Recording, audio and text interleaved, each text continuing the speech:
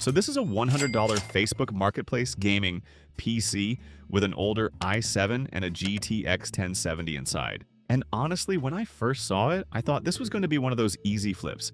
Clean it up, add storage, install Windows, test it, take some nice shots, list it for sale, and move on. But of course, that would have been too simple. This PC had a few problems waiting for me.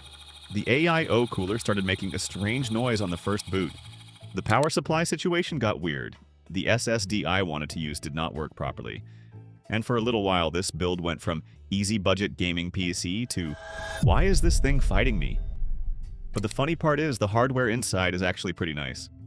This is not some old office PC with a random graphics card thrown into it.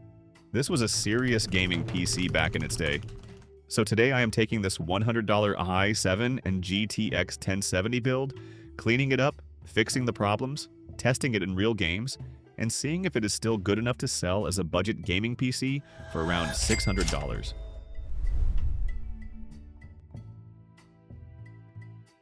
And before we even get into the problems, let's talk about what is actually inside this thing. The CPU is an Intel Core i7-6700K. Now yes, this chip is old, but back when it came out, this was a really solid gaming CPU. 4 cores, 8 threads, unlocked, and still capable enough for a lot of 1080p gaming if you pair it with the right graphics card. The motherboard is an ASUS ROG Maximus 8 formula. And honestly, this is one of the parts that made me look at this PC a little differently. Because this is not a cheap motherboard, this was a high-end board for this platform, and it still has that premium ROG look. The graphics card is an EVGA GTX 1070 FTW with 8GB of VRAM. And I know, the GTX 1070 is not new anymore. But 8GB of VRAM on a budget build is still nice to have, especially compared to a lot of cheaper cards people are still trying to sell. For memory, it has 16GB of Corsair Dominator DDR4 running at 3200 MHz. And the build also came with an NZXT 240mm liquid cooler, a Seasonic Snow Silent 1050W Platinum power supply, and everything is inside an NZXT S340 case. So right away, this PC gave me mixed feelings. On one side, it is old. But on the other side, these are not bad parts at all. This was clearly a nicer build when it was new. And that is what makes these older PC flips interesting. Sometimes you find something that looks outdated, but underneath all the dust, there is still a solid gaming PC hiding in there. The first thing I wanted to do was get a better look at everything and see what I was working with. Because when you are flipping a used PC, you cannot only trust the parts list, you have to check the condition, you have to see if anything is missing, you have to see if the cables are a mess, and most importantly, you have to make sure it actually works. Because a used PC can look good in pictures and still have 10 problems waiting for you the moment you try to turn it on. And this one wasted no time. On the first boot, the system turned on, but the AIO cooler started making a noise that I really did not like. And with liquid coolers, weird noises are never something you want to ignore. Maybe it is just air trapped in the pump. Maybe it has been sitting for a while. Or maybe the cooler is starting to fail and it is about to turn this budget flip into a much more expensive project. So right away, I was not fully confident. The PC posted, which was good, but that cooler noise had me thinking, please do not make me buy another AIO for this thing. Because when you are trying to flip a PC, every extra part matters. If I have to replace the cooler, then the profit gets smaller. If I replace the storage, the profit gets smaller. If I replace the power supply, now we are really starting to lose the whole point of a budget flip. So before making any big decisions, I wanted to clean the system, let it run, and watch the temperatures. After cleaning it up and running the PC for a bit, the noise went away and the temperatures looked normal. So thankfully, problem number 1 did not turn into a full replacement. The cooler stayed. And I was very happy about that because even though this AIO is older, if it works and keeps the CPU cool, there is no reason to throw more money at the build. The next thing I looked at was the power supply. This PC came with a Seasonic Snow Silent 1050W Platinum power supply. And that is honestly a really good power supply, but for an i7-6700K and a GTX 1070, 1050 watts is complete overkill. This PC does not need that much power. So my first thought was, maybe I can save the Seasonic for another build and use a smaller power supply here. That sounded like a smart idea. I had a Thermaltake 650-watt power supply, which should have been more than enough for this system. So I swapped it in, And that is when the PC decided to stop cooperating. No post, no display, no normal boot. Just one of those moments where you stare at the PC and start questioning every decision you made that day. And that is the part of PC flipping that does not always show up in the final listing. A simple change can create a whole new problem. You think you are saving a part for another build, and suddenly the PC is acting like you offended it personally.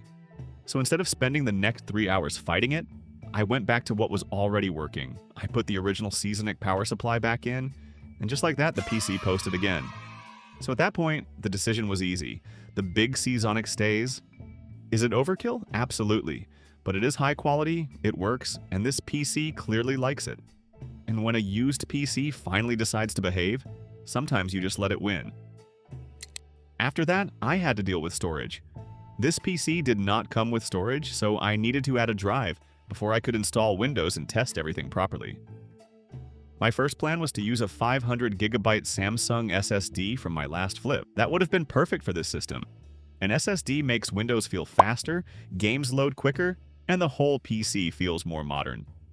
For a budget gaming PC, an SSD is one of those upgrades that makes a big difference in how the system feels. But of course, that would have been too easy.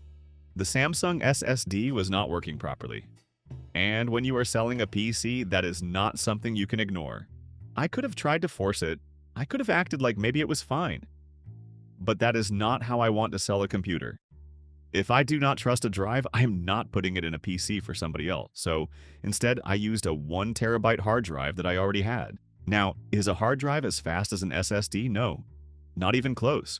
Windows will load slower, games will take longer to open, and the whole system will not feel as snappy as it would with an SSD. But for gaming FPS, the hard drive is not the main thing holding it back. Once the game is loaded, the i7 and GTX 1070 are doing the real work. So the final build ended up with a 1TB hard drive. And honestly, for a budget buyer, that still gives them a lot of space. If they want to upgrade later, adding a small SSD would be one of the easiest upgrades they could do. But for this video and this listing, I want to be honest. The Samsung SSD did not make it into the final build. The final storage is the 1TB hard drive. After the cooler noise was handled, the power supply problem was fixed, and the storage situation was solved, the PC finally started feeling like a real build again. I got Windows 11 Pro installed and activated. I checked that Wi-Fi was working. I checked Bluetooth. And I made sure the system was actually usable, not just something that looks good in a few photos. Because for me, a flip is not finished just because the PC turns on. It needs to be clean. It needs to be tested. It needs to be honest. And it needs to make sense for the buyer. At this point, the final specs are pretty interesting. We have the Intel Core i7-6700K, the ASUS ROG Maximus 8 Formula motherboard, the EVGA GTX 1070 FTW with 8GB of VRAM, 16GB of Corsair Dominator DDR4 at 3200 MHz, the NZXT 240mm AIO, the Seasonic Snow Silent 1050W Platinum power supply, the NZXT S340 case, and a 1TB hard drive for storage. So yes, this is older hardware, but older does not automatically mean bad, especially if the goal is 1080p gaming. A lot of people do not need a $2,000 setup. They just want something clean, affordable, and tested that can play the games they actually care about. And that is where this kind of PC can still make sense. But specs are only one part of the story. Because everybody can say a PC is good. The real question is how it actually performs. So I jumped into game testing. First up was Cyberpunk 2077. And this is a good test because Cyberpunk is not exactly easy on older hardware. If this PC can handle Cyberpunk at 1080p, then it should be fine for a lot of other games too. At 1080p medium settings, this build averaged around 62 FPS. The minimum was around 49 FPS, and the maximum was around 79 FPS. And honestly, for an older i7 and a GTX 1070, that is pretty solid. This is not some lightweight esports game, this is Cyberpunk. So seeing it stay around that 60 FPS area makes the build feel a lot more usable than I think some people would expect. Then I tested 1080p high settings, and surprisingly the average was still around 61 FPS. The minimum was around 48, and the max was around 77. So between medium and high, the difference was not huge. That is actually nice because it means the game can still look decent without completely destroying performance. Then I tried 1080p medium with scaling. And this is where the experience felt better. With scaling on, the average went up to around 73 FPS. The minimum was around 59, and the max was around 88. That makes the game feel smoother, and for a budget system like this, that is the kind of setting I would probably recommend. It is not about maxing everything out. It is about getting a good balance between visuals and smooth gameplay. I also tested 1080p high with scaling. That averaged around 63 FPS with a minimum around 51 and a max around 77. So even with the settings pushed a little higher, the PC still stayed playable. And that is the main thing I wanted to see. The GTX 1070 is old, but it is not dead. For 1080p gaming, it can still do some work. Next, I tested Counter-Strike 2. This is important because a lot of people buying a budget gaming PC are not only playing heavy story games. They are playing games like Counter-Strike, Valorant, Fortnite, Rocket League, Minecraft, and similar titles. In Counter-Strike 2 at 1080p medium settings, this PC was around 90 FPS. At high settings, it was around 80 FPS. That is not crazy high-end competitive performance, but it is very playable.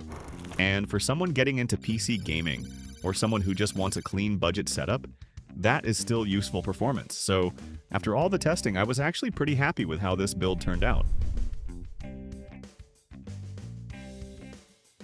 It had problems. The AIO scared me at first. The power supply swap caused a no-post situation. The SSD I wanted to use did not work. And the build ended up with a hard drive instead of an SSD.